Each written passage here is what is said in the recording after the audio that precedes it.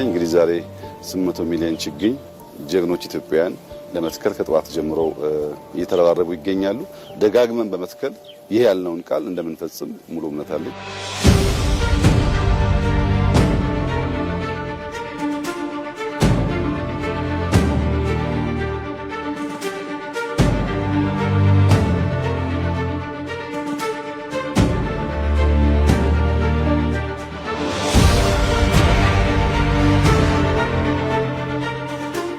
እኔ አሁን 7ኛ ጊዜ ነው።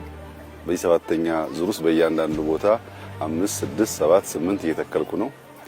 እስከ 100 ችግኝ ለመትከል ነው ዛሬ እቅዴ። እስከ ምሽት ተክላለሁ።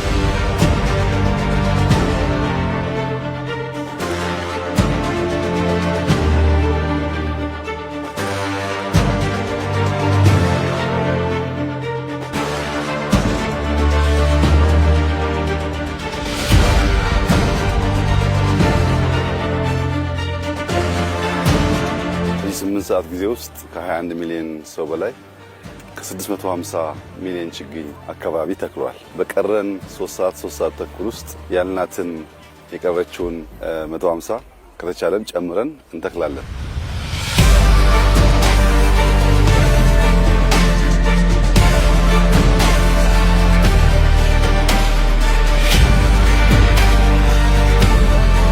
ሶስት ተኩል 4 ሰዓት አለን። እኔም እቀጥላለሁ፣ እናንተም ቀጥሉ። ያልናትን እስክንፈጽም ድረስ መድከም አይቻልም። እንበርታ ለማለት እወዳለሁ።